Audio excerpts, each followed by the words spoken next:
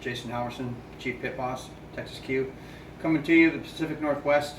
We are in our final installment of our Christmas turkey. A couple things I want to talk about. Yesterday's installment, we have brined the turkey. As you can see, it's nice and moist. Just pulled it out of the brine water, so that's going to add a lot of moisture and not that gnawing flavor or feeling like when you're eating a turkey when you get to the white meat. That's not maybe as moist as some of the dark meat. A couple things I want to talk to you about. I like to stick an orange in there. It gives it a nice kind of aromatic flavor to it. So I'm going to go ahead and stick this in here into the back of the turkey, just like this, okay?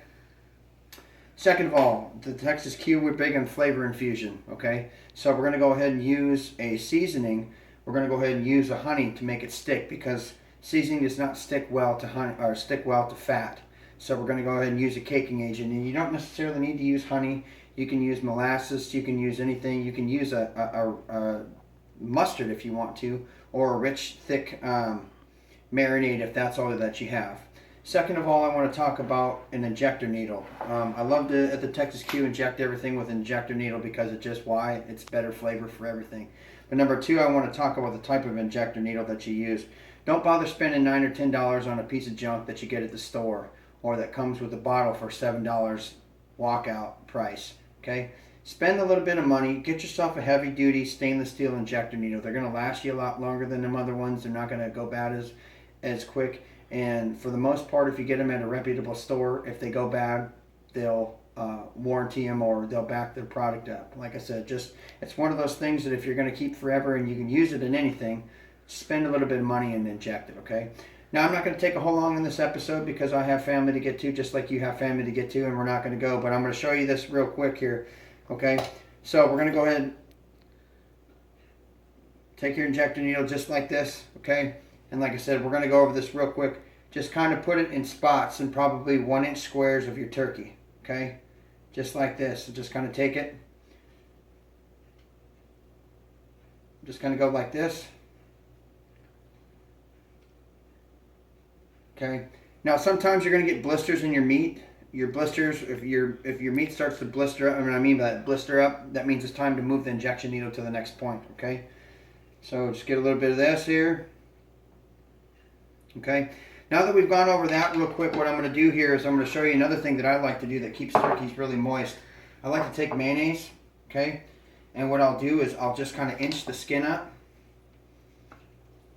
Not hard, because you don't want to tear it, because then otherwise your turkey's going to be dried out, okay? But just kind of ease your hands back in there and just kind of get it all over the breast like that. I'd probably say a cup, maybe 2 cups at the max. But like I said, just don't get yourself in a hurry and push this back till you tear it, like I said, and then you're going to have no skin protecting your turkey, and things are going to get really dried out, okay? So now you can bake this at 350 and probably be done in a couple hours, depending on if you want to smoke it, if that's what you like to do. If you're looking at a smoke, you're probably looking at 225 to 275. You're probably looking at 6 or 7 hours. So just be prudent about your times and make sure that you watch what's going on. Same thing as your pork butts or anything else.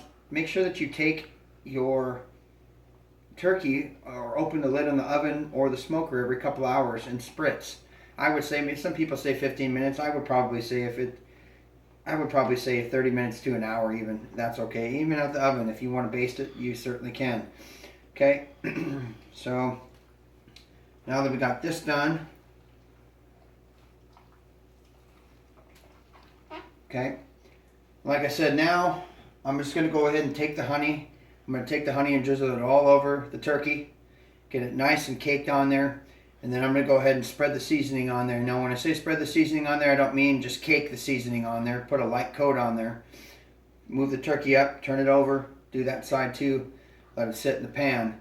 3 to 4 hours if you're going to bake it, or until this little red nubbin comes up, or probably a 6 or 7 hour smoke depending on your weight, and then probably 12 to 14 pounds is what we're looking at for this turkey. Okay? Well, anyway, I'm going to say Merry Christmas to everybody and Happy New Year at the Texas Q. And the Howerson family tells you hello as well. Have a great day, and we'll see you on the next segment.